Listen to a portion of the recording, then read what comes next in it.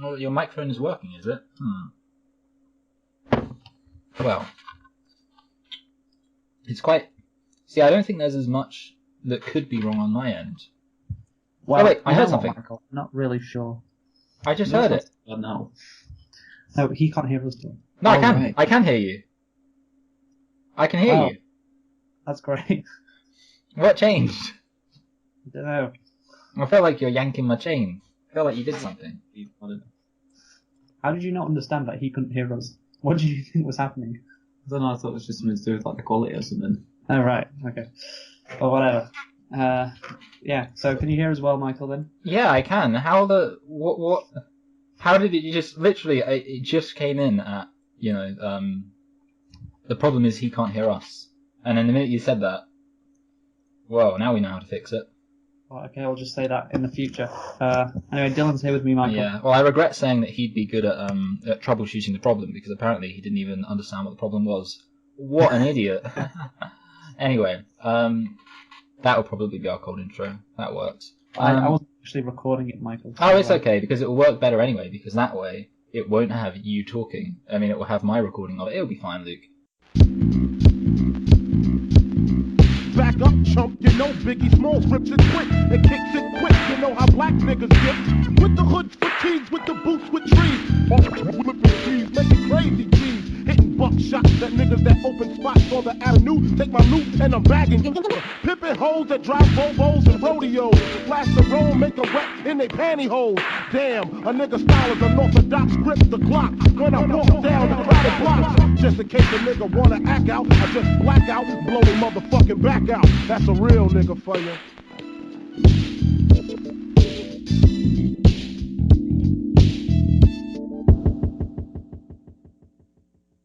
Hello there, and welcome to Select and Reflect, the movie review podcast where we look at films that have come out relatively recently at the cinema and see if they still hold up upon a second viewing.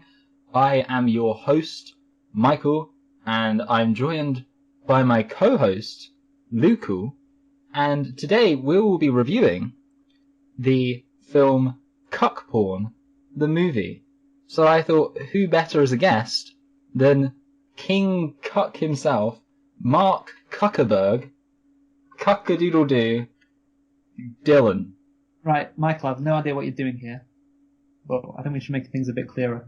I mean, I'm not sure. I was flattered to have been invited as a guest until I had that introduction. Okay, just to clarify, we are in fact reviewing Daddy's Home, which is a film. Luke, would you like to tell us about it? Yeah, I will tell you about Daddy's Home. So, it's a 2015 American comedy film directed by Sean Anders. Stars Will Ferrell and Mark Wahlberg, also Hannibal Buress, among other people. It was released December 25th, 2015. Obviously Christmas Day in the United States. So that means it was competing with The Force Awakens then, in its first week. And considering it was competing with it did rather well then. Budget of... Oh no, you... Yeah, I guess a budget. I'm going to guess a budget of 30 million. No! 60 million. I was just about to say 60 million. I was just thinking to myself, yeah, I can imagine this being one of those things that actually does, yeah. Yeah, 69 million budget. And do you want to have a guess at the box office, Michael? Well, I feel like they're two big names. So I'm going to guess two big names brings in a box office of 240 million. Wow. Yeah, Dylan said wow, and that's because you were very close, 242.8, so you basically got it right. So, genius. Well, genius. So, obviously we're doing Daddy's Home, which is a pretty odd film to do, and we're also doing Daddy's Home 2 later, but obviously there is a reason we are doing Daddy's Home, and that is because we're not, me and you, Dylan, we're not going to be with each other that much longer, and so obviously we wanted to have you on to discuss this movie, because obviously you had some thoughts about it. You and me had an argument about it. Do you want to go over the... I watched the film and formed my own opinion of the film by watching it. And Luke himself formed a very different opinion of the film by views. Mm-hmm. So we had a bit of an argument about whose opinion was more valid, you could say. Mm-hmm. Yeah, that's where it all started. Yes. So I think, Michael, we're going to save that conversation to the end. Yes. the general, not the movie, but whether we should, I guess, go watch our movie ourselves, decide whether it's bad, like Dylan suggests, or use like reviews to decide whether it's bad or not. That's very meta, Luke, discussing the concept of reviews itself in our review show. Yeah, exactly. We've come full circle. We're a very intellectual podcast here. Yeah. Daddy's home. So, Daddy's home, right? Get into it. So, obviously, first, we need to ask the question, the all-important question, did we like this movie? First off. So, obviously, Dylan, you're the guest. Yeah, I Dylan remember first. you first said, when we talked about Daddy's Home, that you said you liked it. Oh yeah, no, I really liked the film. Yeah. But you said the second time you didn't like it as much.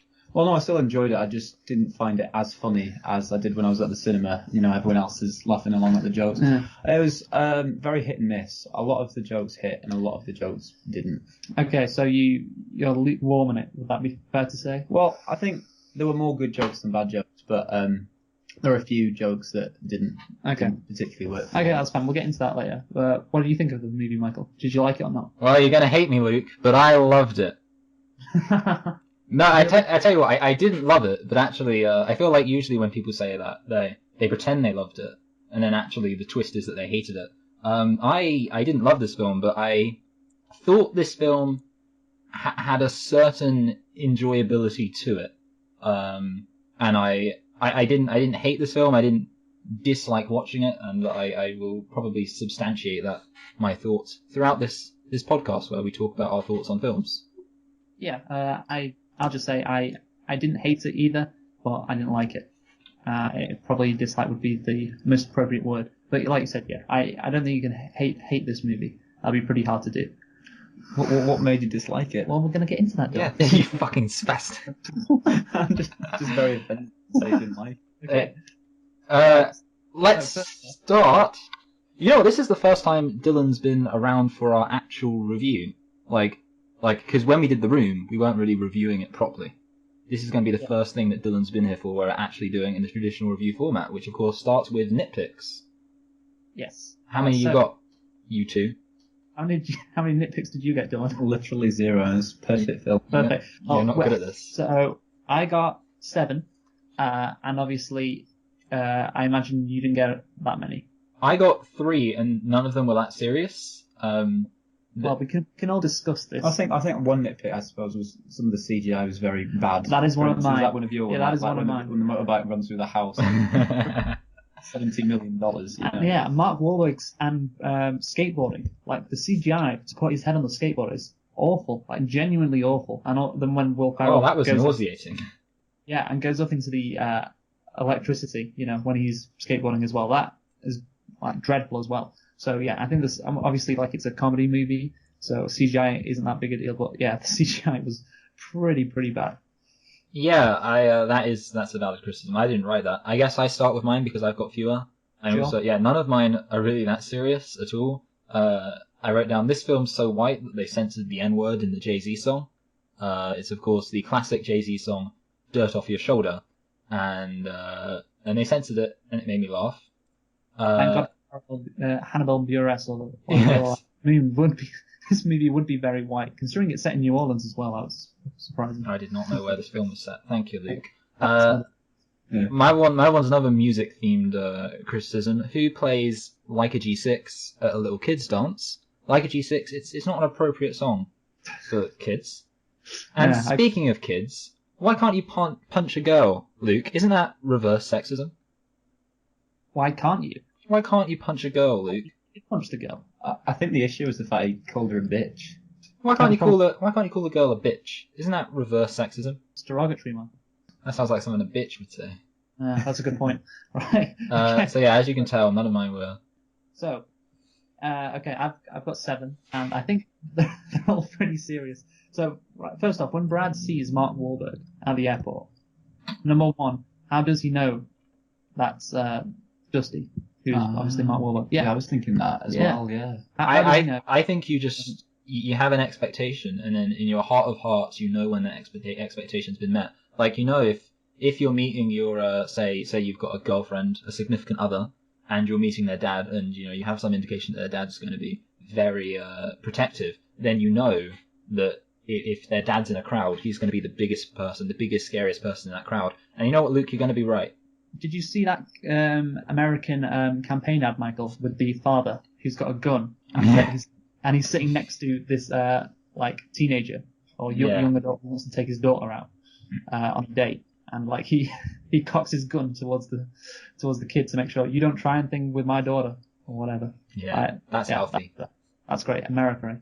Right? So second one, why do the boy and the girl share the same room? The two kids. Oh, that's true. How big their house is, how rich they are. It seems very weird that they share the same room. That's the most legit point you've made in the whole time we've been doing this podcast. That's the most legit point you've ever made. Thank you. Because I'm just going to say off that because I was going to bring this up at some point anyway. How in comedy films in America, and I feel like this is mostly noticeable with Adam Sandler, but also lots of other things. It's always absurdly rich people.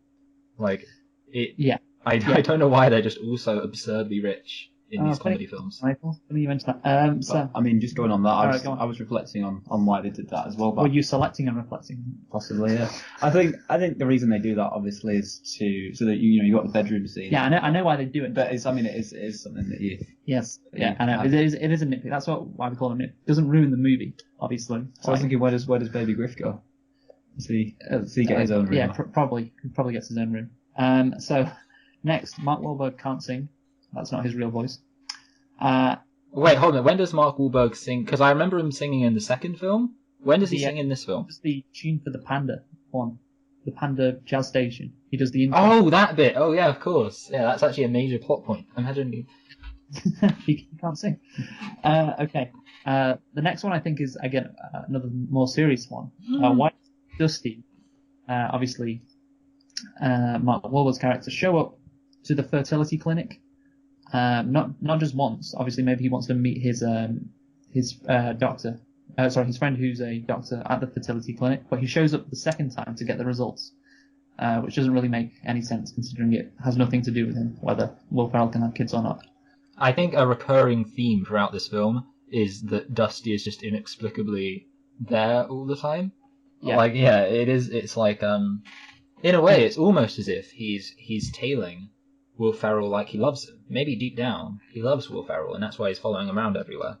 It doesn't make sense for him to go to the Lakers basketball game either, but I can understand that, given that maybe Brad wants to shove it in his face. Go on, then. But it was like, I was thinking he Dusty wanted to go to the fertility clinic to shove it in Will Ferrell's face. But but why would he be invited? But I think a bigger issue is when they go to the Lakers game, how he knows the person. Like it's such a big coincidence that he would happen to know the guy at the Lakers game that can get the kid to see Kobe. And yes, Kobe. I do want to actually have a whole segment to talk about that basketball scene, Michael. Yeah, I know. You mentioned many weeks ago. I don't remember what episode it was, but you mentioned with reference to this film that at one point we would be talking about the Lakers quite extensively. Oh, I know what it was. Manchester by the Sea. Remember Manchester by the Sea? What a great movie that was. Yeah, so similar to this. So similar. Okay. And the last one is, why does Sarah kick out Dusty the same night she kicks out Brad? When Dusty's been staying with them for a week and he hasn't done anything wrong? I think it's kind of like when you got that momentum, when you're fired up. Oh, right, yeah. I also feel like it happens in an episode of The Simpsons, but I can't remember. I think it's when Homer has a friend round who Marge doesn't like. Marge kicks out the friend, and Homer's like, oh, don't kick out my friends. And then when he is like walking outside to be like, sorry guys, she shuts the door on him to kick him out too. And that's where they got it from. I don't remember the episode. Well, you've explained away that nitpick, Michael. Well, Sarah didn't want him there anyway in the first place. Yeah, she didn't, but yeah. She kept saying to Brad, get rid of him. Yeah, I'm just saying why at that point there. But you are right, yeah. Maybe it was just like, you know what, you're out, so you're out as well. Also, okay. I just think it makes Sarah a bit more sympathetic because because I was thinking like, what I hope possibly is that she kind of picked up on the fact that Dusty was trying to. I mean, she clearly did because you mentioned it throughout that Dusty was trying to manipulate the situation. So it was kind of like she was like, oh, Will Ferrell, you shouldn't have let Dusty manipulate the situation. But Mark Wahlberg, you shouldn't have been egging on Brad. Mm-hmm. And they're like, hold on a minute, why do you refer to us by our actors' names when you're directly referencing us, but then refer to us by our characters' names when you're second-hand referencing us? And she said, don't ask these questions, Will Ferrell. All very confusing. Yeah, I was just thinking that. So we are going now into the plot premise, and why don't you kick things off, Michael? Okay. So number one, I mentioned how this film has the characters have comedy. Sorry, I don't know why. In comedy films, characters are really rich. Tell you what's another trope in this film. Just at the start, because of course at the beginning of this film, what is it? It's the ugly, schlubby, average guy, and he's got this gorgeous, wonderful, fantastic girlfriend.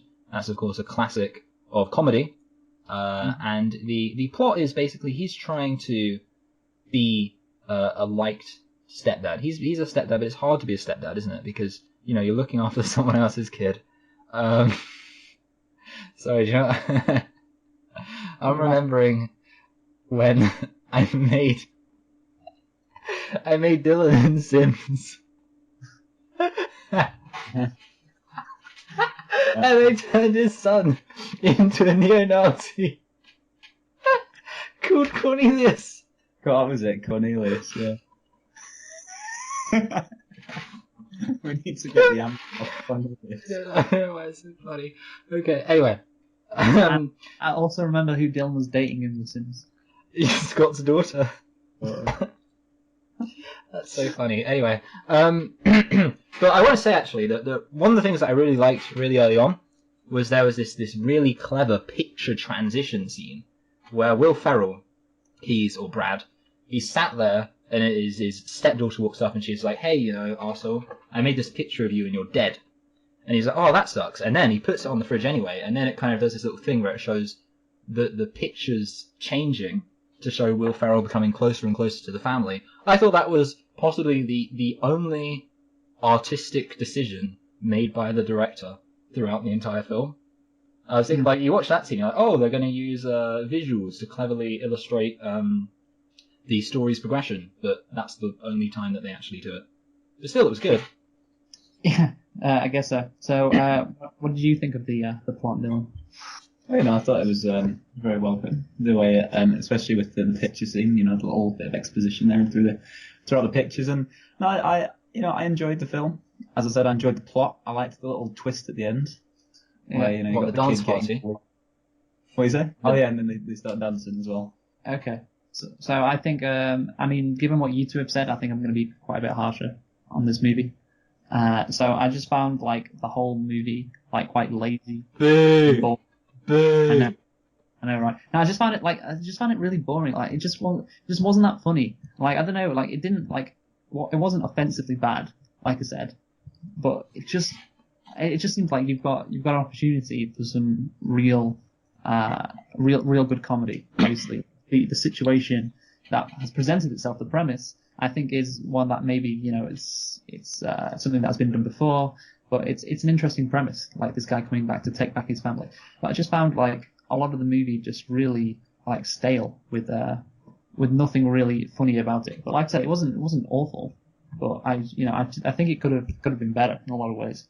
Well, Luke, I'm gonna have to differ with you there and say that I liked well, first of all, I do agree with you that I liked the premise of this film. I think that this film did enough to keep me reasonably interested. I think that there were a few ups and downs. Sometimes Mark Wahlberg was on top, sometimes Will Ferrell was on top. I did have one criticism. Well, I had a few criticisms, but one of my criticisms on that note was I did think that they let most of the film was literally just Will Ferrell getting crapped on. So it was kind of there wasn't that much conflict in the film because Will Ferrell was kind of too weak and ineffectual. Yeah. But the one thing is, and this surprised me, there's a scene where Will Ferrell, and it lasts for just 2 minutes, and it's Will Ferrell and he's like, "I'm going to be the best dad," and it kind of happens, at the beginning of the second act. And for some reason, for 4 days, you've got Will Ferrell doing really well, and Mark Wahlberg just sat in the background I'm annoyed, but he doesn't do anything about it. I was like, why don't you just do something about it, Mark Wahlberg? You've been so devious for the rest of the film. Why are you letting him get away with all this stuff?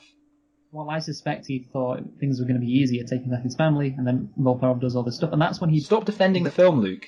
You've been defending the film the whole podcast. I reckon you do sort of to save face. Yeah, to save face.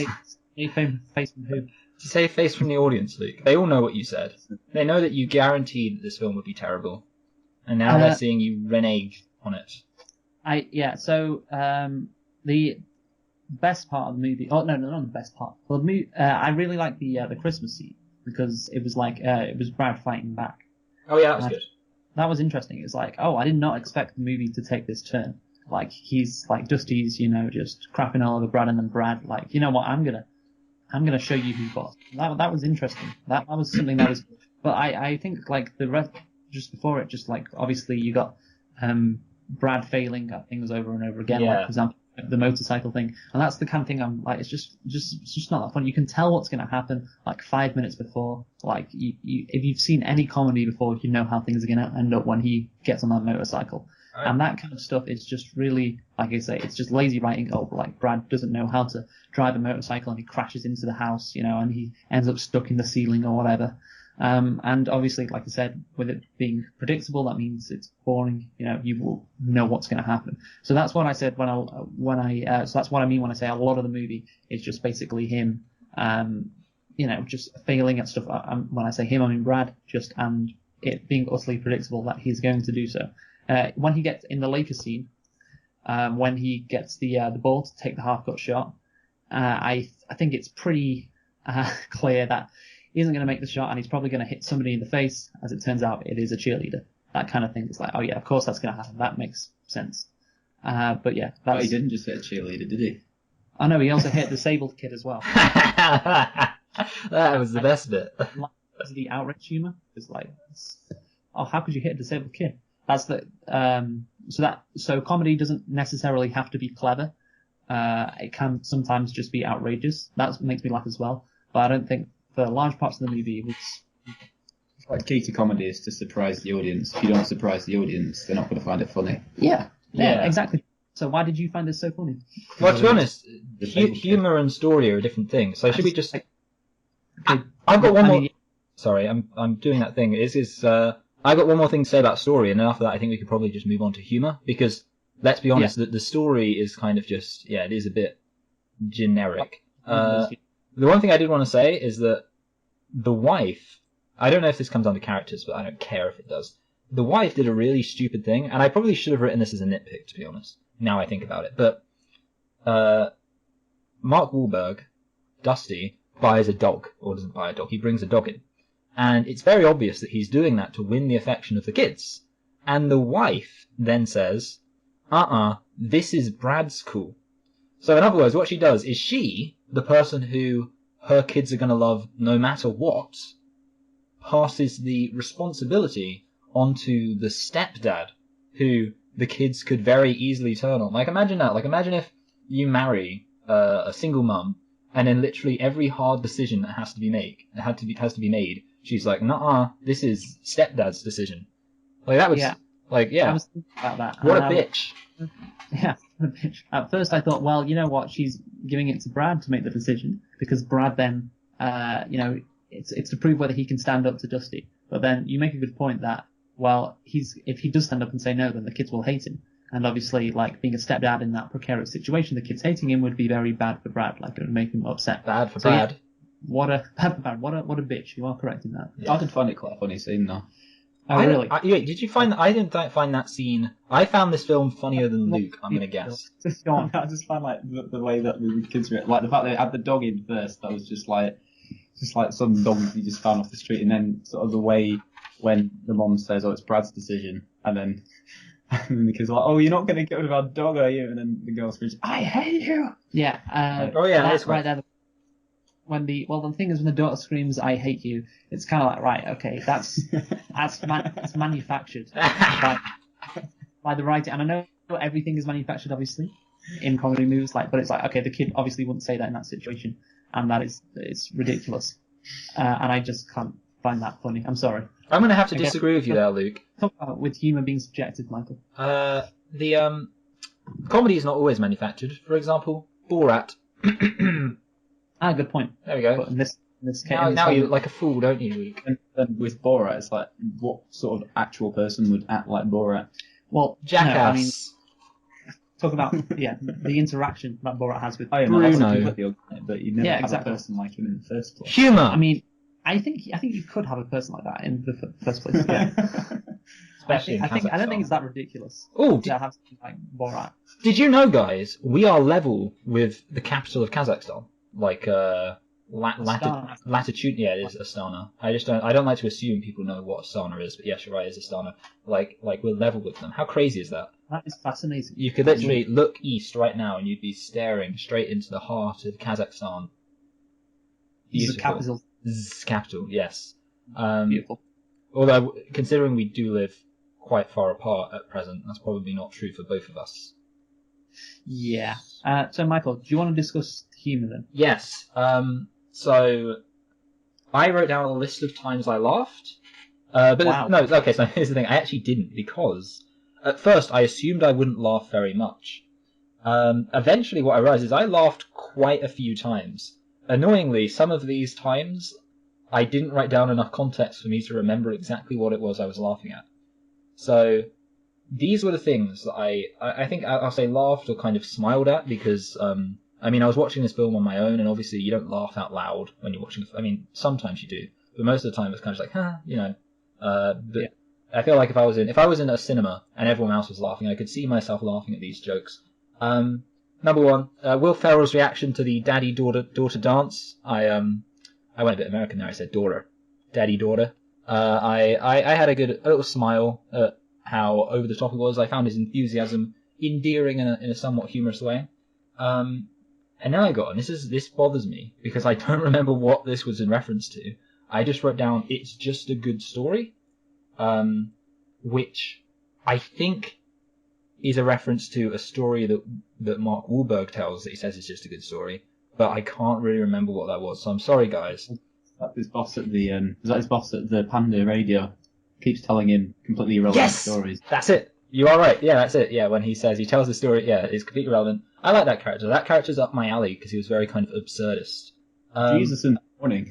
Yes, and when he's putting them to bed and the whole kind of back and forth of the stepdad story, I laughed at that once. I thought that was good for one joke, and it was fine by me. The treehouse not being at all complete, I smiled at that. And How, Michael? I thought they said they're working on the treehouse, but it's not very complete. Treehouse, we're still building it. There wasn't going to be a treehouse there. You could see it a million miles away. I like how you've got those extra bits of plans there. It's like he's actually put some effort in. You can sort of picture him. That's the things that make a difference. On it. There's I know, little but details. It wasn't set up in a funny Well, way that's at enough all. for one day. You had the joke, you had the punchline. You had the Yeah, but- punchline. There was an implied joke there too of every single day. Is the So you setup. can picture him sort of attempting to build that treehouse. You got to have imagination. You got to do some of the legwork, Luke. Oh yeah, the tampon in the fucking what the like again. Tampon. That's the best bit. Oh yeah, it's like okay, we get it. He's feminine. He's got a tampon in his toolbox. Wow, that's hilarious. Guys, I'm almost halfway through the list. I liked the bit where Will Ferrell said that when he was being bullied, he just pretended to be blind to elicit empathy. I mean, maybe That's not that word. He spent a year pretending to be blind so that people would feel sorry for him and stop bullying him.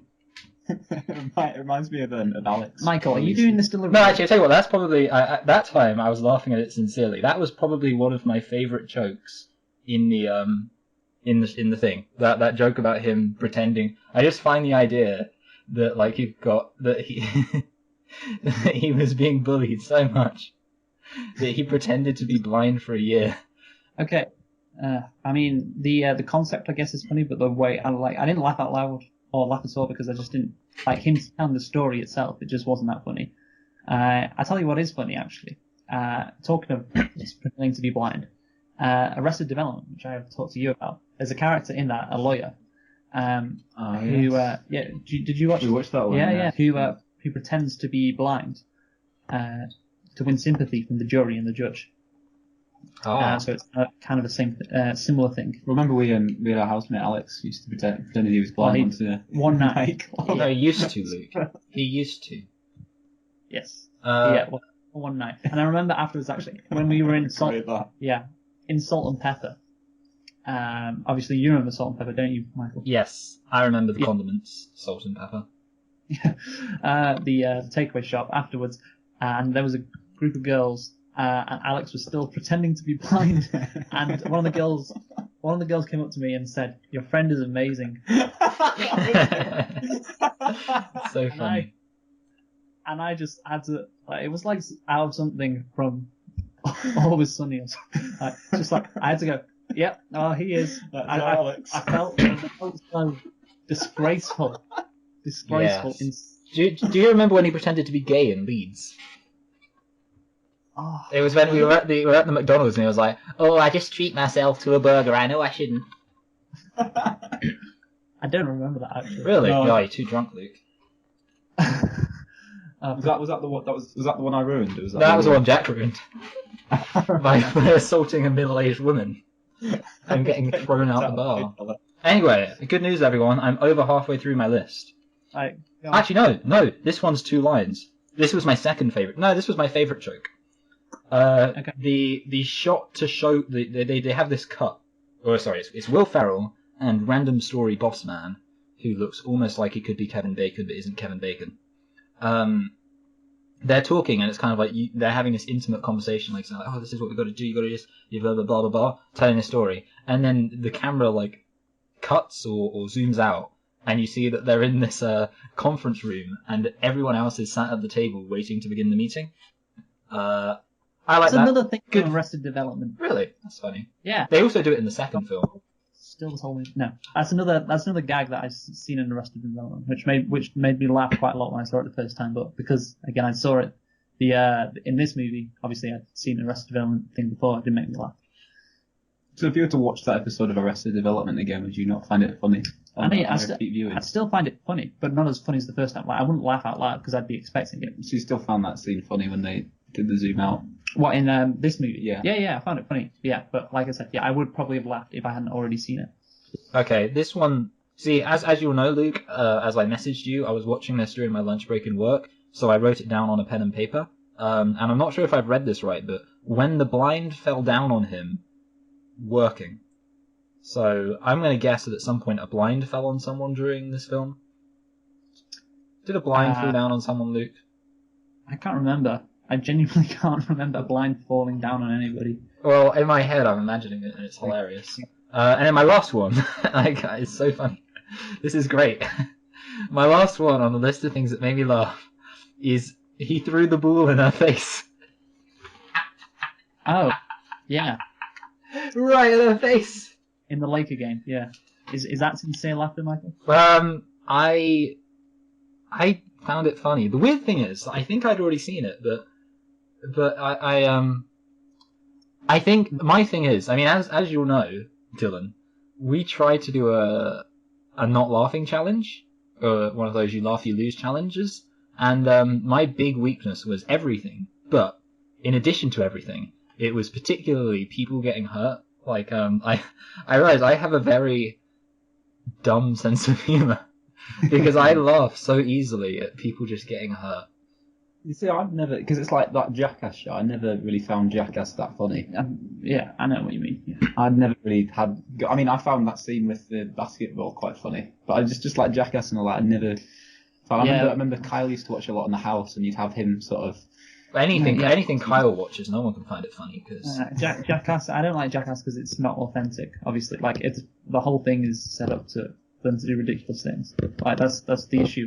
And obviously in movies, obviously the thing is like things are meant to go wrong, and that's where the humour comes from. But in Jackass, things are meant to go wrong. So how is that funny, really, when you're getting what you expect? I guess that's the thing. Like I'm not really a fan of dumb comedy. Maybe when I was like 10 years old I would be, but now I don't think so. And that is obviously it's fine if you like that dumb kind of stuff. You like a basketball being thrown in somebody's face. I could find that funny. But I mean, maybe I could find it funny if it wasn't set up and you knew it was going to happen. It's like, yeah, like he's going to throw it at somebody and he's going to injure them and he's going to get kicked out. And yeah, I think I did not find it quite as predictable as you. Like I thought there was a possibility, for example, that he would he would be very drunk, and the humor would come from the fact that through blind dumb luck he succeeds. And then from that they go to a new location, and with that, like, I don't know, but anyway, I don't know. Making the shot wouldn't be funny though. I was thinking that he might have made the shot just because it might have been that sort of ironic sort of he's really pissed, but he can still make a shot from like the half cut. Yeah, but then something else would have to go wrong. Yeah. That him making the shot wouldn't be funny. I think it would be funny if he made the shot and then it bounced off and hit a disabled kid. Well, the basket's not designed that way. What if he cheered? What if he like celebrated over the top? He got over the top and then he kind of like knocked over somebody. Wouldn't that have been hilarious? He could run into all the disabled kids and knock up. Yeah. What if he? Oh wow!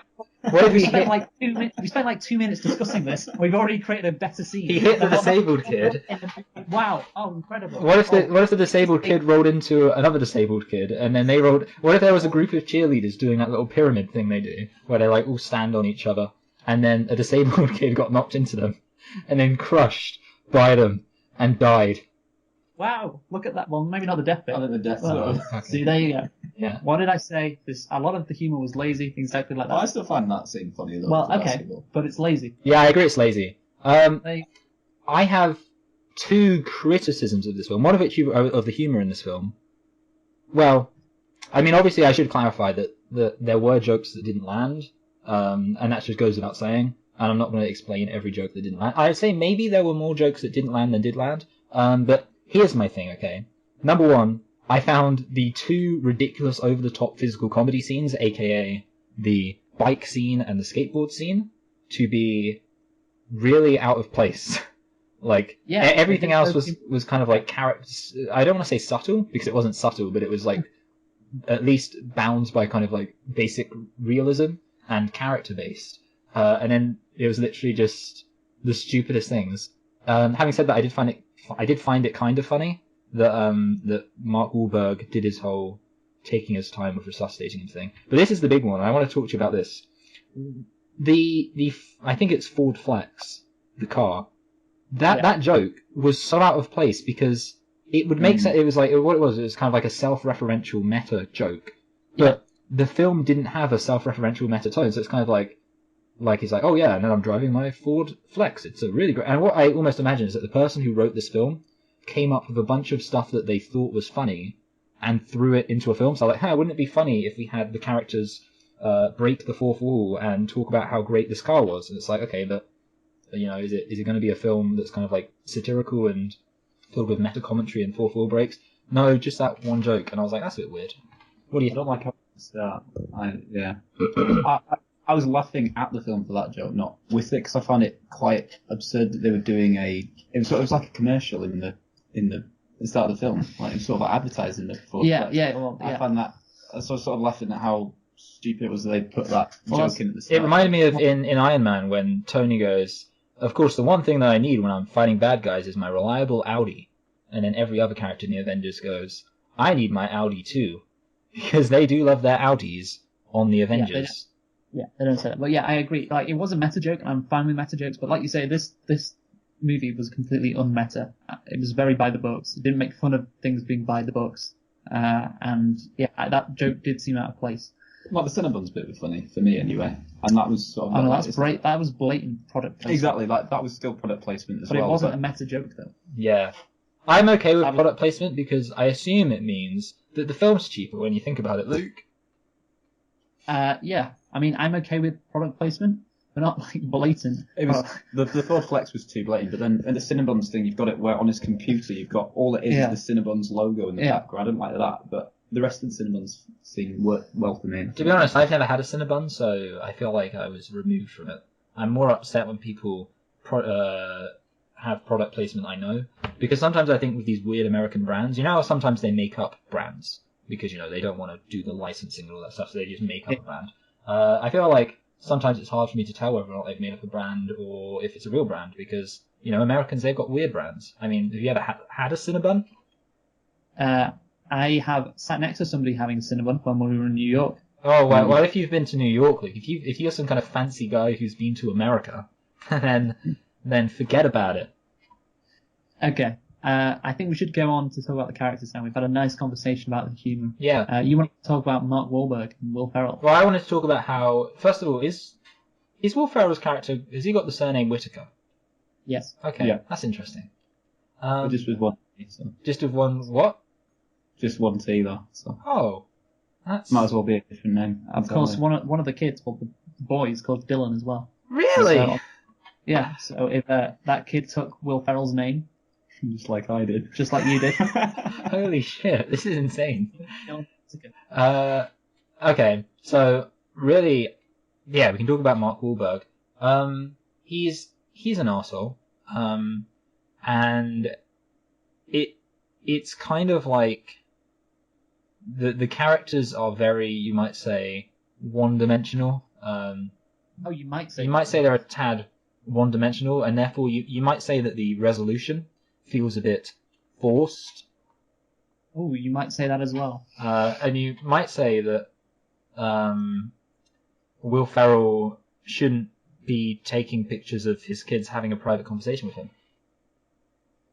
Yeah, you might say that as well. So what's your point, Michael? My point is, Luke, very simply, that the characters in this are funny in an over-the-top kind of, you have to be able to sort of laugh at the film sort of way.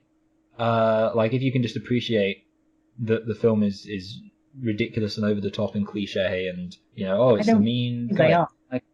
I'm going to have to disagree. I don't think they are over the top. See, the thing is, when I'm thinking of Will Ferrell comedies, obviously this is one of them, I'm thinking of stuff like Anchorman and Talladega Nights and the other guys. Like, he plays ridiculous over-the-top characters. Yes.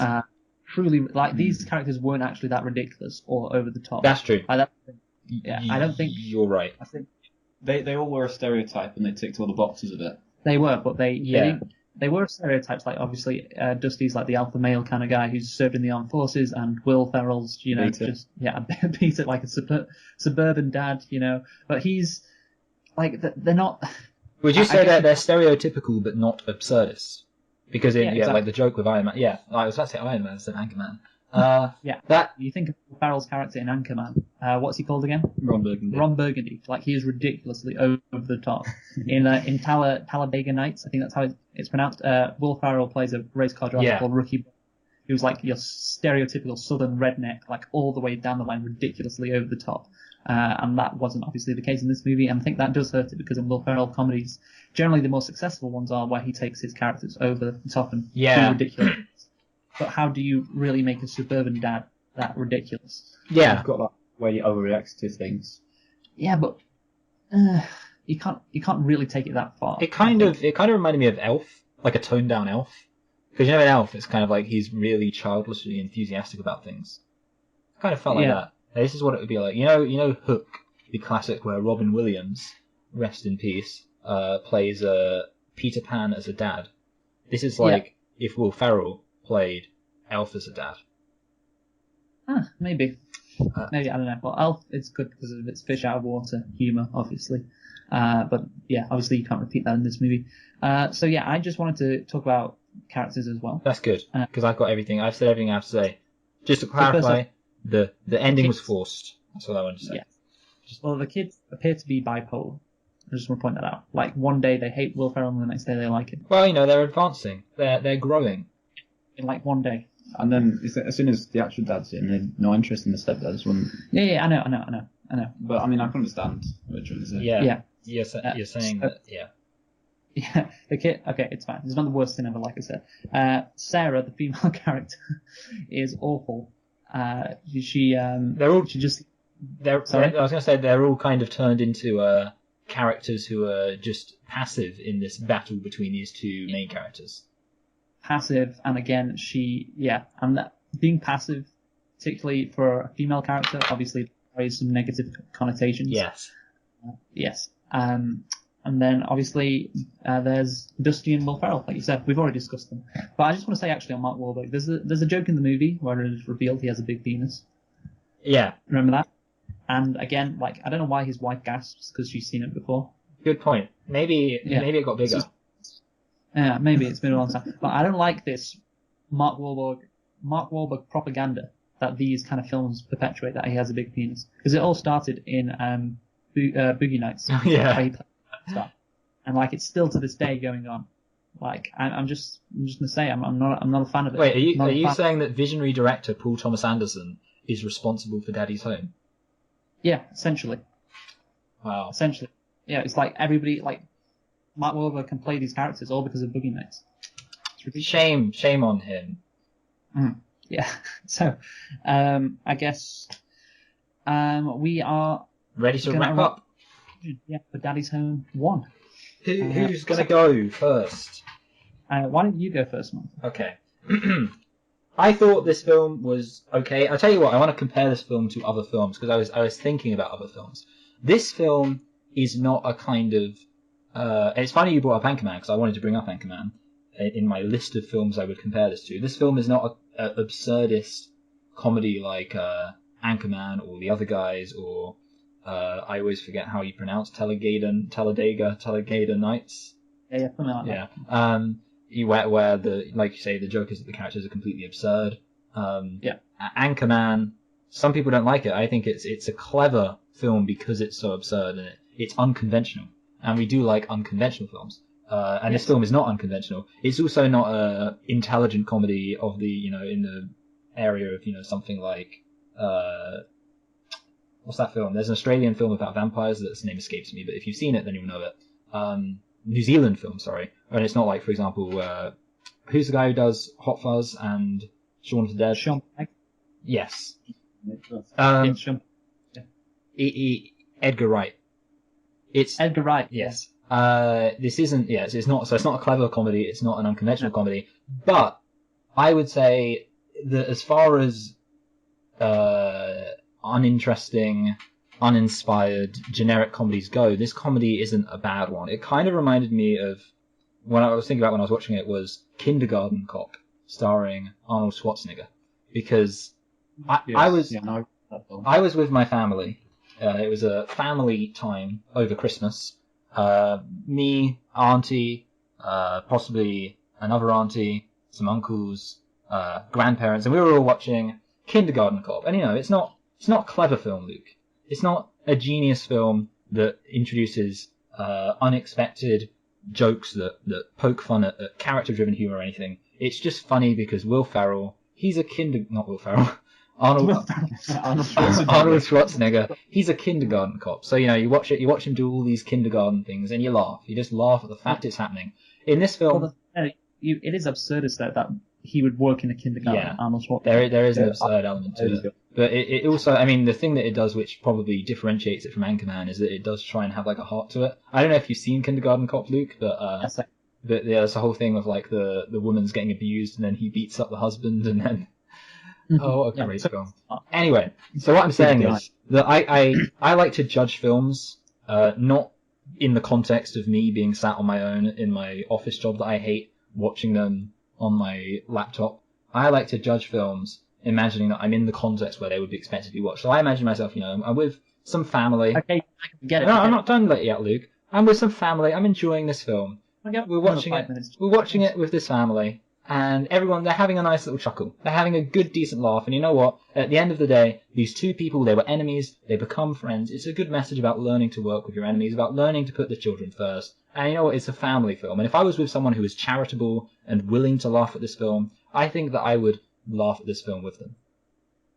Okay, well, thank you for that long and very conclusive summary. Dylan, do you want to summarize this movie? Well, I'll just say that it was a very feel-good film, and I enjoyed watching it. And I didn't read any reviews going into this film, so I could go into it with my mind untainted by all the hatred you get from Rotten Tomatoes. Oh, the hatred you get from Rotten Tomatoes. There were because it is a comedy, so I think most of it should be judged on the humour of it, and there were jokes that landed.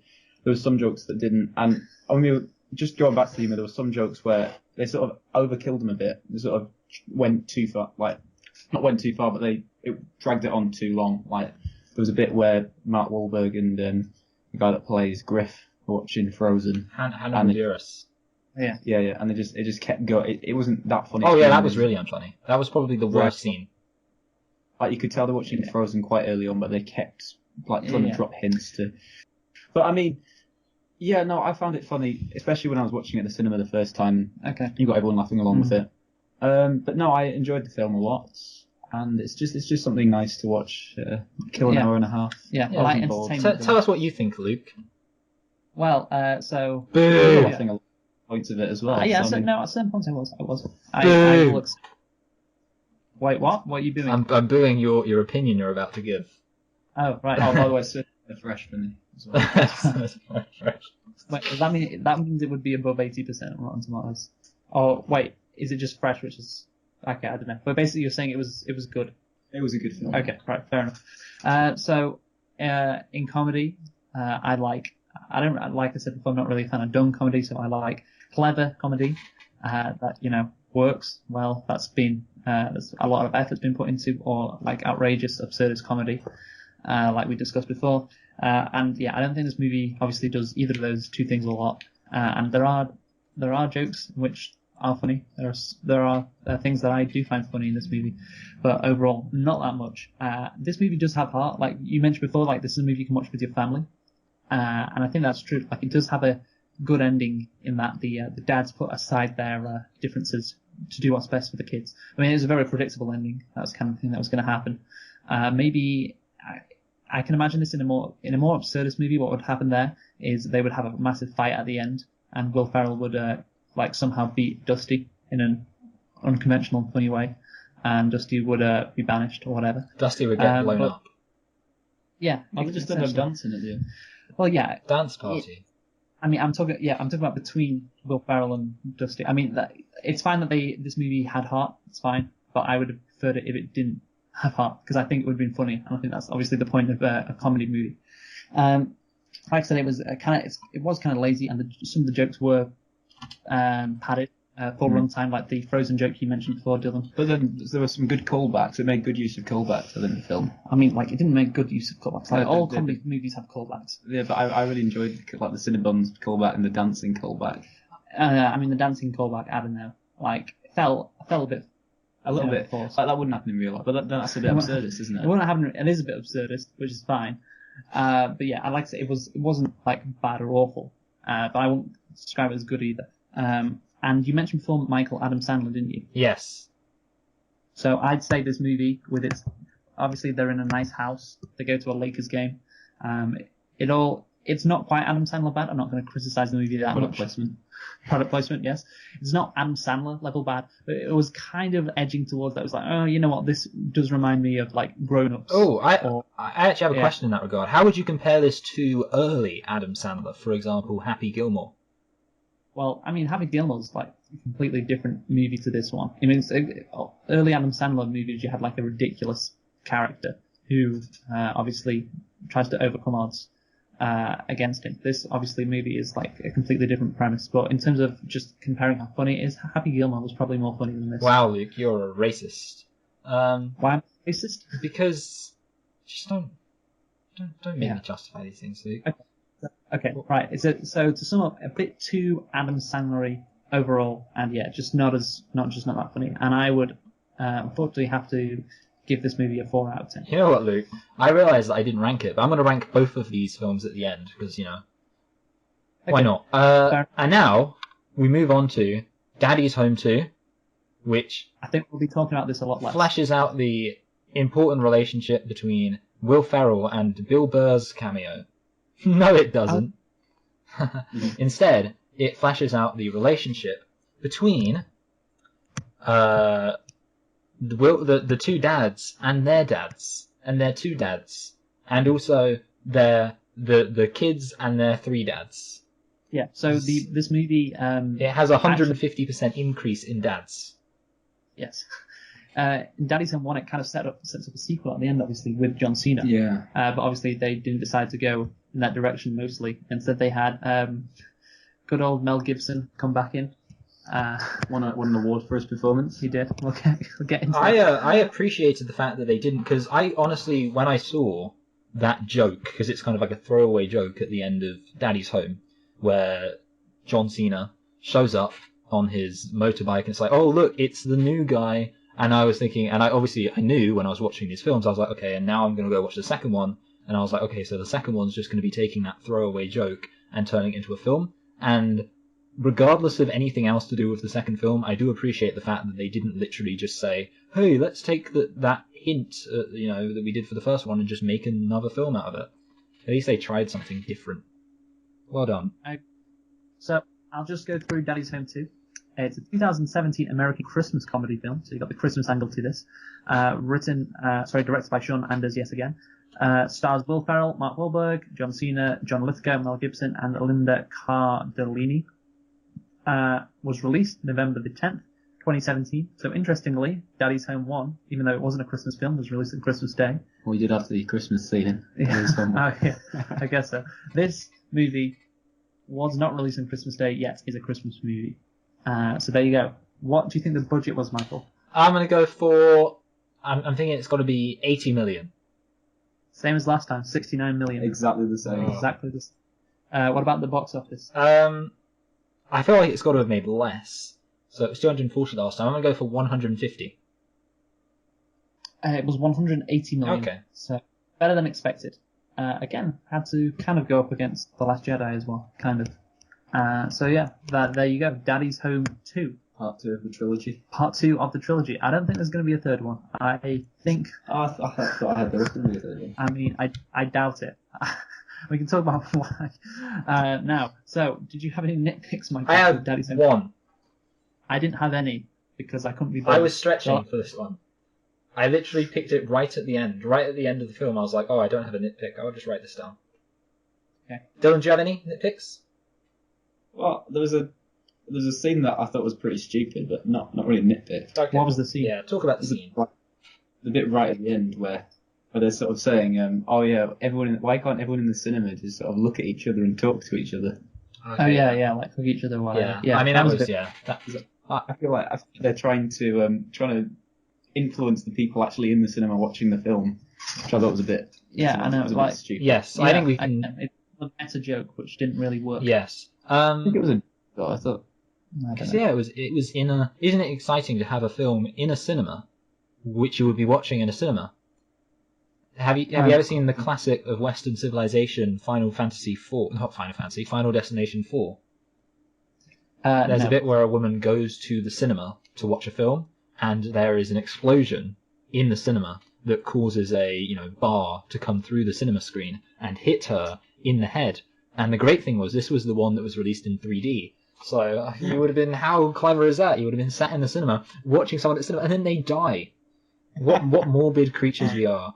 Anyway, this is Hollywood executives are so sad.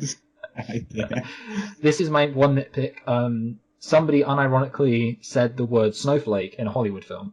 Will Ferrell's wife says to Will Ferrell, "Don't be such a snowflake."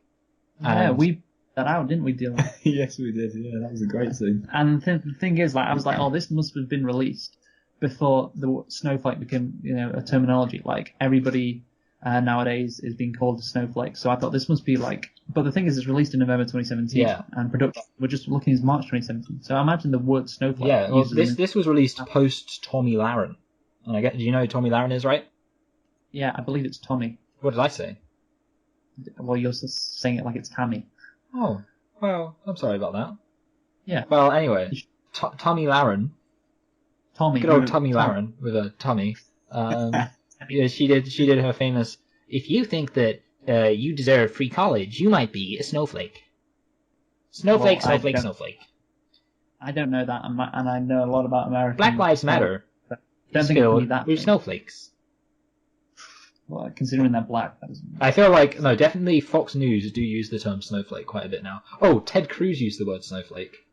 He said on Twitter he made this tweet and it was like, snowflake. If we get rid of net neutrality, then the internet will end. Me. Well, we didn't have net neutrality before 2015 and the internet was fine. Snowflake. Duh. That's a tweet made by the official Ted Cruz. That was an actual tweet by Ted Cruz. That was an actual tweet by Ted Cruz. Jesus, America's. Anyway. Thankfully, we still have net neutrality. Thank God for that. But yeah, so Daddy's Home 2. We just discussed the plot. So, Michael, what did you think of the plot of this movie? Well, I'm going to say whether or not I liked it, which I think is kind of what you're asking, but you're not really asking that, Luke. But I'll pretend you're asking that. Go on. I really didn't know what to make of this film in terms of a judgment, because I mean the obvious thing about this film, we should say, is that there are quite a few similarities to the original film. There are quite a few of the same beats hit. For example, Mark Wahlberg getting the call from his dad and being like, "Oh yeah, I'll come pick you up," or I think it's Will Ferrell gets a call from Mark, and that's like a reference to the original film. And then of course there's Mel Gibson. He comes down the elevator. That's a reference to the original film. They even play the exact same music. There's the exact same guy there who does the taxi stuff. That dies. It doesn't happen as often. Like I think it kind of dies down towards the as the film gets going. It kind of diverges a bit, but towards the beginning, you're like, okay, yeah, this is very much it's the same film again. Which I understand is probably kind of like it's supposed to be a bit of a joke on their part. Like, oh look, it's the same things happening. Isn't that funny? It's a reference. But it kind of made it hard to like judge this film because I was like, okay, well, I think that this film may not have been objectively worse than the first film, but I wasn't exactly sure what this film added, so that would be my general. Did you like it or not? Well, it's just such a hard. I want to say no. Okay, thank you. Dylan, did you like this film or not? Well, I'm unsure. I mean, I definitely preferred Daddy's Home. This film's an enigma. I mean, I didn't hate it. That's the thing. I liked as well how the characters sort of had a bit more. Especially like Dusty was a completely different character in this film than he was in the first one until it all escalates at the end. But parts of it were very predictable. Like that was one of your criticisms for the first film. Like pointed out in the bowling scene when the kid's about to strike it to zero, get zero. That you can sort of see that he's probably going to hit just like one of the pins. Yeah. And just get one, so everybody will be happy with it. and everybody's going to cheer, hype it up like he's bowled 300 or something. Yeah, exactly. I liked that. Lazy. I like that. It played my feelings, and my feelings enjoyed the play. It took my feelings out to the park, pushed them on the swings, let them go down the slide, and I loved it. This movie gave my feelings like a 2-foot tackle. Playing. So this movie is a movie that I did not like. Same as the last one, although I disliked this one more. No, I think if you don't like Daddy's Home, you're not going to like Daddy's Home 2, are you? You need to see Daddy's Home 1 to understand Daddy's Home 2. It's like the Marvel films. What about Daddy's Home cinematic universe? When are we going to get a John Cena solo movie? Oh god, yes. So, what could be the third Daddy's Home? Like the great granddad? Well, yeah, the dad of Mel Gibson. Oh yeah, they did. Well, I was thinking they had the guy. I wasn't really paying attention by the end of this film, but I think the joke was supposed to be that Will Ferrell's mum was married to a really rich person. Oh no, that was that hero from the Hudson plane. Oh yeah, Yeah. Sully. Yeah. Do you not know who Sully is, Michael? No. What are you talking about? How do you not know who Sully is? Oh no, this is going to be one of those things where I look like a fool. No, he saved like a load of people on a plane. Like it was a very famous incident that happened in 2009. I mean, Dylan hasn't heard of it, but that's not saying Wait, that much. 2009? He's an American hero. So. What Yeah. even happened in 2009, Luke? All I know is Rebecca Black's Friday. It didn't happen in 2009 because it happened in 2010. Well, I'll tell you what happened to Sully. Basically, he saved a load of people in New York when his airplane took off from LaGuardia, and a bunch of seagulls crashed into his engine. And, yeah, that's hilarious. Meaning that he couldn't fly the plane properly, so he had to crash land in the Hudson River between New York and New Jersey. And it was a very difficult thing, and he saved, obviously, all those people from death. What you're telling me is that he almost got killed by a bunch of seagulls. Essentially, Doesn't yeah. sound like much of a hero to me, Luke. And, well, there was a movie released back in late 2016 What about it called Sully, starring Tom Oh, Hanks. wait! Oh! That! I know that. I didn't even, I kind of ignored that film's existence. Like, I heard the name, but okay, yeah, that makes sense then. Is the film... But it sounds like it would be a stupid film. It's just about a bunch of seagulls. Nah, it was a really good film. It was more about the reaction to it, about how the people who the people who decide whether a pilot made a good decision or bad decision, like the American aviation. Oh yeah, I know. I remember the film now. So it's like one of those kind of like most of the film is about the investigation. Yeah. They were saying like how he actually should have landed back at LaGuardia Airport or Newark Airport or whatever, and he risks all those passengers' lives by crashing into the Yeah. Hudson. Okay, I like that kind. I like films where it's people just having an argument about something that's already happened. It's my kind of film. No, it was really good, the film. But anyway, back to Daddy's Home 2. So I'm going to talk about this movie, about how it's worse than the first one. Yeah. And I think it's pretty clear why this movie is worse than the first one. This movie doesn't have a plot. Yeah. Or an arc or a point. Yeah. I think in this movie, things just happen. There's a series of sequences where things happen, characters argue and all that, but there's no real plot or resolution at the end of it. So to prove this movie has no plot and it's just a list of things happening, if Dylan's looking at it right now, if you check the Wikipedia page for Daddy's Home 2, you will see that the plot is incredibly long. Yeah. Look at that. That Yeah, is very long. This is bad radio. This is a massive, massive plot, considering the movie is only 100 minutes long. Yes. Like, yeah, and the thing is, they have to, longer than the first one, just though. And I have to include all of this, because obviously all this stuff happens in the movie, but none of it has a plot. Like, it can't be summarized in like a paragraph. It's like little arcs go on throughout the film. Yeah, but little, like, constant. It's like Pulp Fiction. Yeah, it's just like Pulp Fiction. But the thing is, Exactly like Pulp. there's no real resolution to any of it, and the only major resolution is the fact that you have, what's he called, John Cena. Yeah. John Cena, the end of the movie is about Roger, played by John Cena, who realizes that he has to accept Mark Wahlberg as his co-dad. Yeah, and that literally just happens out of nowhere. Like, there's not a film about it. John Cena literally comes in 20 minutes before the end of the film. He shouldn't. The main resolution at the end shouldn't be about John Cena. Like, he's not one of the main characters. It's completely ridiculous how it is all about John Cena. The logical thing would be, it's about Mel Gibson. Yeah, sorry, Mel Gibson. Forgot his name there. Mel Gibson and Mark Wahlberg, father and son, coming together,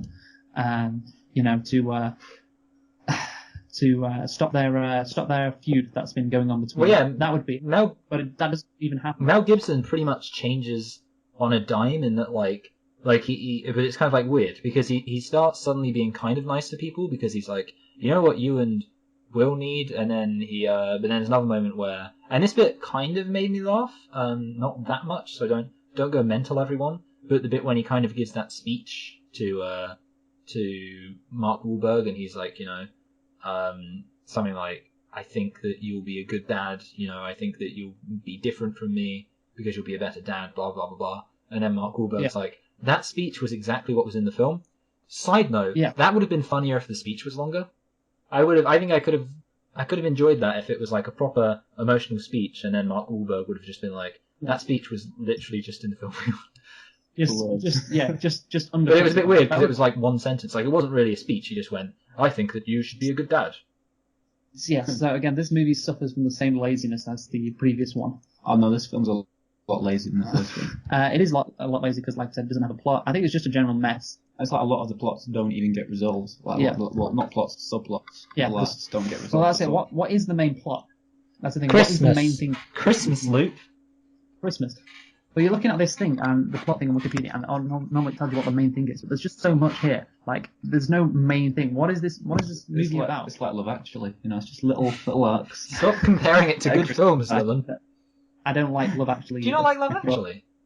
No. Why don't you love Love Actually, Luke? It's horrifically overrated. And I thought you were like when we had that House Christmas 2016. We were all six of us watching that. Yeah. Sort of with the cocoa. Christmas is just around the corner. Or Love Actually on. I mean, it was more of an experience. If we're analysing Love Actually on its own merits, Dylan, like I could go into it, but obviously we'll save that for the Love Actually review. I'm looking forward to listening to that one. On Valentine's Day, now we don't have 50 Shades of Grey to look at. Yeah, good point. Have you seen the reviews for 50 Shades Freed, Michael, by the way? Yeah, the reviews for 50 Shades Freed are pretty old now, Luke. It's been out for a while. Yeah, but obviously we didn't review it. We reviewed 50 Shades of Grey and 50 Shades of Dark. That was sexy. Oh, that's so sexy. Anyway, films. Yeah. Love Actually. Yeah, so like I said, this movie is just a mess, and that really sort of harms it, because I thought, like, it's so simple in this kind of film to just have, like, the main conflict could be Brad and sorry, not Brad, Dusty and whatever Mel Gibson's character Kurt. is. He's called Kurt. That's Kurt.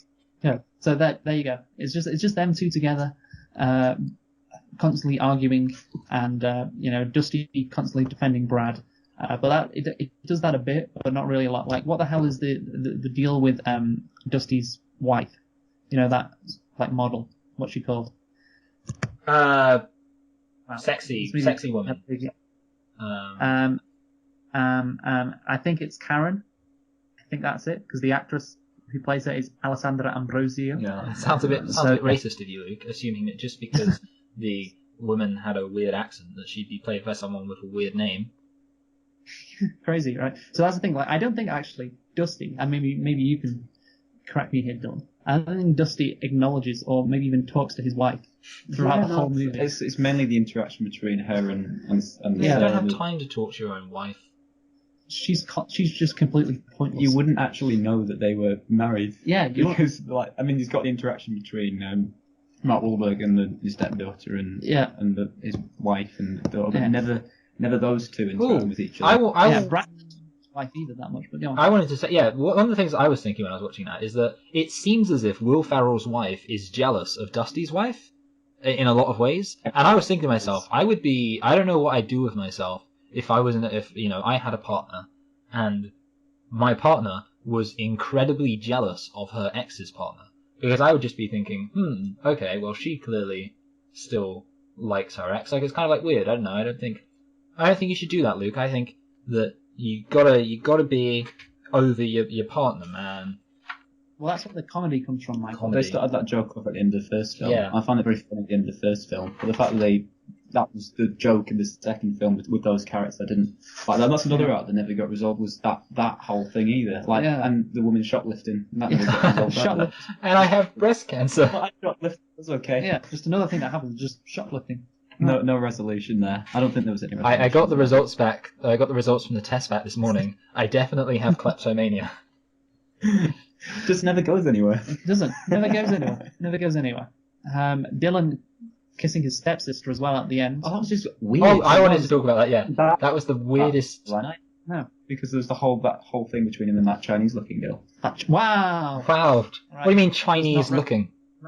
Use of select and reflect. He has his own opinions. He's just a guest on this podcast. That doesn't get resolved either. It just ends with him kissing his stepsister, and then right. Well, don't kiss your stepsister. Yeah, that's going to be a lasting issue. And that wasn't even the most awkward part of the film. Yeah. What was the most awkward part, Dylan? I find it the bit at the end where they're all singing. I don't mind that was singing cringy. When the kids start singing, that just gets really cringy. That it's so like what Will Ferrell and Mark Wahlberg sing, it's just the kids singing. That's just really. You know what it reminded me of is Step Brothers. Have you seen it? Yes, when they're in the car, yeah, and they're driving over, and they start singing "Sweet Child of Mine." That's good. That's another absurd comedy. That is a good comedic movie. I think you'll agree with that, Michael. Yes, but I think that's by the same guy who did Anchorman. Anyway, so. Yeah. So I just want to talk before we finish, because I don't think we've got much more to say about this movie, about Mel Gibson. So Mel Gibson actually got a Golden Raspberry award. He won an award. Mark Wahlberg was just nominated. Well, Mel Gibson actually won it for Worst Supporting Actor, which I think is a bit harsh and unfair. But not as harsh as the things he said about the Jews. I was, for some reason, the minute I knew you were going to say that. Oh, it's predictable and lazy. Yes. No, I think, to be honest, Mel Gibson, I don't know how he's managed to get himself back into these family movies, like considering all the anti-Semitic things stuff he said, particularly a Christmas movie where a lot of Jewish people go to see the movies on Christmas Day. Obviously. To heckle. To go, boo Jesus. We hate Jesus. Oy vey. On the Christmas. I think my appearance on the show is going to come back to haunt me. No, don't worry. Michael has his own opinion. Everyone knows Michael's a loose cannon. Yeah. Right. The Jews are responsible for all the world wars. Yeah, God, I can't believe you said that.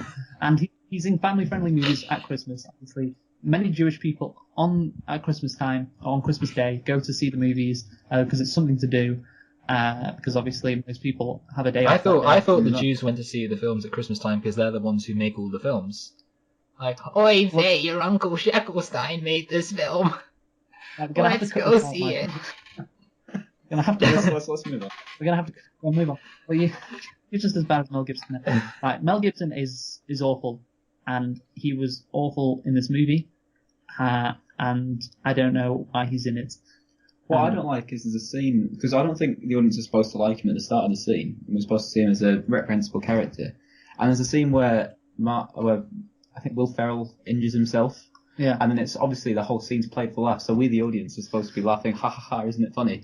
But then he starts laughing at it and filming it, and then it's in a way that he's painted out to be bad for doing that. Yeah, that's a really good point. Again, there's just, this movie has no idea what it's doing. It's just like in Inglourious Bastards, when the fire happens in the cinema, and it forces us to reflect on our own love of violence. Yeah. Or it's just about killing Hitler. How dare you? How dare you not interpret Tarantino's films? How dare you not interpret Daddy's Home 2? So, we'll just conclude on Daddy's Home. I had something to say. Okay, I think so. Okay, yeah, I did. I wanted to talk about my least favourite jokes in this film.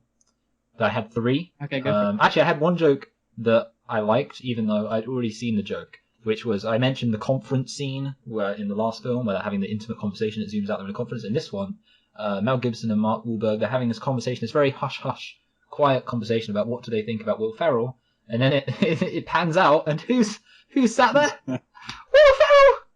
Which, I found funny. I like clever visual jokes like that. My top 3 stupid jokes were, actually no, it's only 2, and they were right at the beginning. When Will Ferrell inexplicably reverses the car into the guy behind him, like right at the beginning. Do you remember? It's like they're kind of outside talking to Dusty. He's like, see you later, and he just reverses the car into the person behind me. You think like, I don't know, it's just kind of dumb, because it's like, when I see that, It's kind of lazy. I can't help but think about, like, they'd have to have exchanged insurance details. I can't help but think about how significant it is. I mean, Okay. it's not what happens, it's consequences. The other Yes. thing is, and I just thought this was the stupidest, it felt like almost a Family Guy joke, the bit where the woman says, we've got people recording for you, so you don't all need to use your phones, and then it cuts to the audience, and they're all taking out their phones, and I just thought, like, that's such like a Family Guy thing to do. They do it. It's like, that's like new Family Guy. Yeah. It's like, And then Family Guy. the other thing is, and I really thought this was going to happen, and it didn't, and it upset me. The woman, or the girl, she crops up her top to be like her stepmom, and Will Ferrell's wife is kind of pointing down to be like, put your shirt down. And then it pans to the boy, and I really thought he was going to pull his trousers down. Well, I thought he was going to do that as Really? well. That's what I was That's expecting. ass. You expecting that, Dylan? Yeah, he's nodding. He doesn't know how a podcast works. yeah, no, I was thinking something like that might happen, but Yeah, I fully expected that to happen, which again is predictable. But they didn't even do that joke. There wasn't even that they joke. probably cut it out and probably thought it might have been a bit too... Yeah, but they wanted to have him Dylan. kissing his sister. Well, stepsister. Exactly, they leave that. That was just so unnecessarily awkward to have that scene in. Maybe it's a sore point for you, Dylan, in particular, considering you have step siblings. Yeah, I don't have step siblings because my parents didn't Yeah. fail. Okay. The worst thing is that Dylan's dad died, and that's why he's got step siblings. You go too far, Michael. You go too far. Well, there are people. I mean, Dylan can take a joke, obviously, as we know. Yes, Yes, I mean, but there are people watching it. I've learnt to take a joke. He's learned. There are people watching this who might also be in have step siblings and stepdads and stepmoms who It's pretty obviously. much the way of today, really. It's really Yeah. Well, it's not really the way of the day, Dylan. You're not that. Yeah. But no, Yeah. it's, Yeah. it's like, yeah, there's a good. You know what? This film does deserve credit for having a progressive message about step parentage. Compared to Disney princess films, this film does step parents a much better service.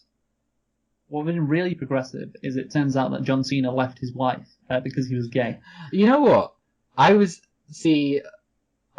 a bit where it cuts to people. Oh, this is actually really weird. there's a whole a whole load of kids at the end are lining up to kiss the kid.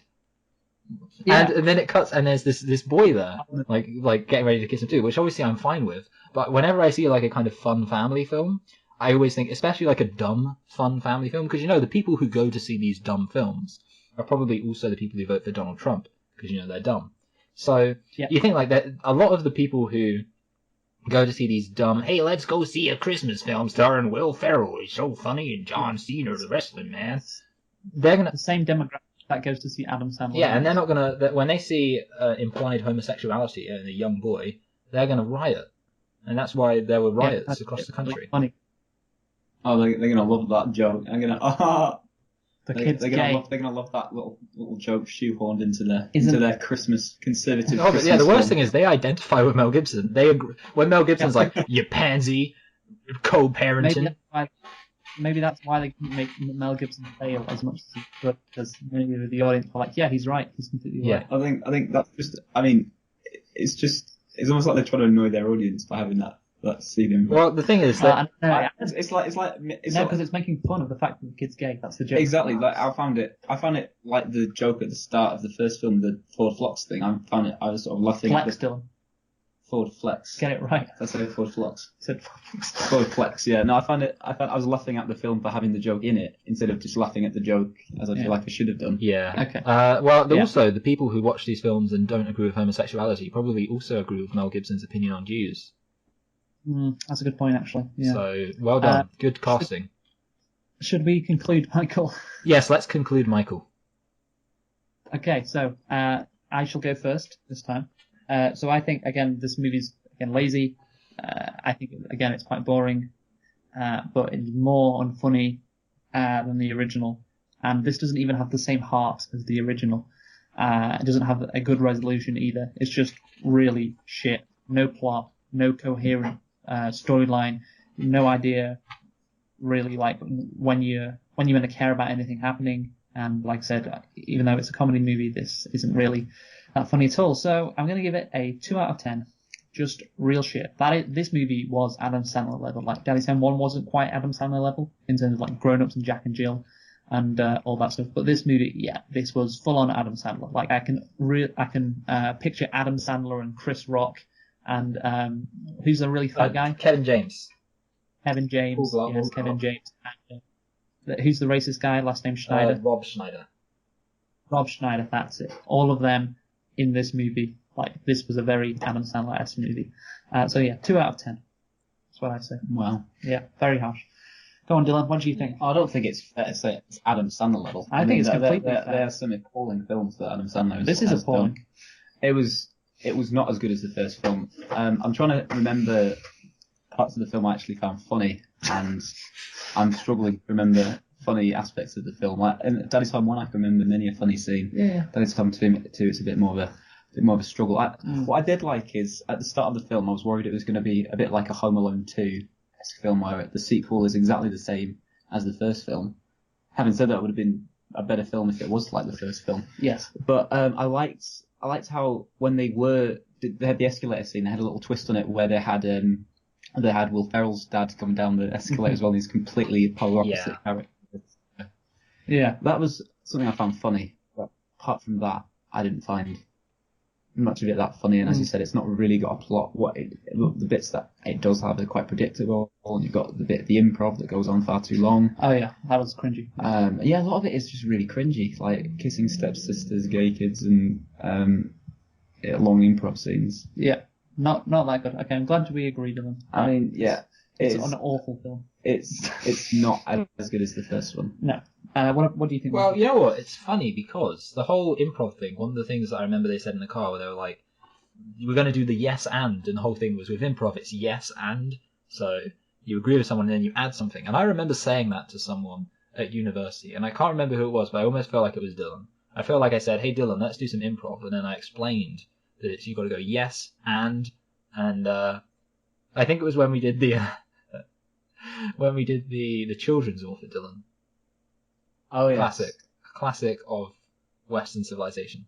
And the other thing is, that I actually didn't mind the improv scene. I thought it was a one of the more dynamic combinations of humor and emotion, and that's not a massive compliment because I'm just saying it was more of one of those moments compared to the rest of the film. I don't think it was good, but actually I found the improv scene relatively better than most of the rest of the film. Generally speaking, I would say that when I think of this film, I think of Kindergarten Cop 2, the squeakquel. Yeah, Kindergarten Cop 2. Who can forget it? I don't think there is a Kindergarten Cop 2. I'm pretty sure there isn't. Yes. To me, one of the things that stuck out with this film is that it felt very long, and I think one of the reasons originally I was thinking that it felt very long because I'd just seen it with the same the first film, but I think in hindsight what makes a film feel long is that it doesn't flow at all, because it is like it's like watching a travel vlog. It's like Zoella is like, oh, out there, me and my boyfriend Alfie are going to a cabin in the woods in the snow for Christmas, and I don't know who these I people don't know are. who Zoella is. No, I know who Was Zoella Zoella is. the one that got kidnapped? I don't. That wasn't that. I know who you're thinking of. That wasn't her. I know. Is that kidnapped I by watched an Uber driver? video. I watched that video. It wasn't Zoella. No, she didn't get kidnapped. That was hilarious. I have no idea what you're talking about. There was this YouTuber who was on drugs, and who probably still is on drugs. There was this claim that she'd been kidnapped, and that one of the videos she uploaded onto YouTube was actually a hostage video. That's funny. And she was giving out subtle clues that she'd been taken by ISIS or something. It was a crazy. Brilliant. It was a crazy weekend. That sounds like fun for the whole family. It was like 2 years ago though, but yeah, it wasn't Zoella. But yes, ultimately what I'm saying is that this film, it is just things happen, and it wouldn't have been that difficult to make this film good. I think this film weirdly got over the first hurdle was have it be new, and it had new elements. There was kind of like Will Ferrell and Mark Wahlberg working together against a common enemy, and maybe struggling, facing a challenge in their own relationship along the way. I mean, if you've got to make a sequel for Daddy's Home 2, that's not a bad basis for a sequel. But they basically kind of didn't do it. And the other thing is, I have to bring this up, Mark Wahlberg doesn't seem to like Will Ferrell that much at the beginning. Like they have, there's kind of this weird tension with Will Ferrell being like, oh, can you bake the Cinnabons yourself or something? And then there's the argument over the Christmas, and Mark Wahlberg's like, oh, she said she doesn't like Christmas, that's your fault. And then he literally throws Will Ferrell's bags away, which was another example of like, you think it's funny, but then you think, imagine if someone actually, like imagine if you're going on holiday for a week and someone gets rid of your bag. That's a lot of stuff you've got to replace there. Yeah. Why don't you just put it on somebody's lap? Like, Yeah, that should have been. it was stupid. Get through the bag in the first Yeah. place. I mean, I knew there wasn't room, but like, funny. the way he aggressively threw the Yeah, bag. and that's the thing. Like I was saying, like okay, so it seems as if Mark Wahlberg just seems to be irritated with Will Ferrell. So the whole the whole point of the film, which was supposed to be that Will Ferrell and Mark Wahlberg face a challenge in their relationship as this new element is introduced, didn't really work because they didn't seem to be friends anyway. So now I'm going to rank both films, and because I'm just fun, I can't believe I've done this. I'm gonna rank I'm gonna rank the second one first, because I feel like the second one, it makes more sense. It makes more sense if I put the second one. I actually put the second one above Tomb Raider, which is one of those things where I feel like that is open to change. When we of course. Tomb Raider is definitely better than You Daddy's talk Home about 2. Lara Croft Tomb Raider. Yeah, You put it above that. I definitely put Lara Croft Tomb Raider above Daddy's Home 2. I'm debating whether to put Daddy's Home 2 above 50 Shades of Grey. Really, that's interesting. Yeah, I would say that. Say it's probably better because that movie is just a fucking disaster. But Yeah, I know. Yeah, I guess to me, I actually struggled to think objectively about Daddy's Home 2 because it was kind of like it was so watching this and Daddy's Home at the same time. Like obviously with Daddy's Home, my big thing was if you're watching it with people who will enjoy it, if you're watching it with your family, you'll have fun. I really like my mind was kind of just like mush when I watched Daddy's Home 2 because I was just too many daddies. Yeah, too many But daddies. here's the thing, Daddy's Home, I think that you would enjoy it, and for this reason, I'm putting it above Age of Ultron. Fuck There we off. go. I knew that's why I left it. Because okay, here's what it comes down to. if I imagine watching Age of Ultron, any context where I imagine watching Age of Ultron, I just imagine a bunch of bored people staring at superheroes punching CGI robots. I can't imagine any context watching Age of Ultron where I would enjoy it. However, if I imagine watching Daddy's Home in the same context where I'd watch something like Kindergarten Cop or generic, for some reason Kindergarten Cop is the only average. I think even, for example, Bruce Almighty or Happy Gilmore, both better films, but kind of films that don't try to be clever. They just we're just going to have this character do this thing, a bunch of funny stuff will happen, and then at the end there'll be a very forced sentimental moment. That's a classic comedy formula. And to be honest, I think sometimes what's classic can pay off, and in this case, it's not Minority Report, it's below Minority Report. You'll be happy to hear. But yeah, I've got to put it above Age of Ultron just based on how I think that I would feel about this film. I never want to watch Age of Ultron again if several years down the line, some family people who I know kind of, like to have a laugh are like, hey, we're putting on Daddy's Home. I'll be like, okay, yeah. I can enjoy that. When you decide where you're going to put Daddy's Home? Yeah, sorry, I said, you know what, Luke? Just for you, it's still open for change. We're gonna eventually do that thing I mentioned where we kind of do a quarterly review. But still open change. I am going to put it below Tomb Raider because I think it's one of those things where I put it above Tomb Raider at first, but I think upon reflecting on it throughout this podcast, I've realised that it is pretty awful. But I definitely, I don't think, to me, I wouldn't put it above 50 Shades. I mean, maybe, no, yeah, I wouldn't put it below 50 Shades, ever.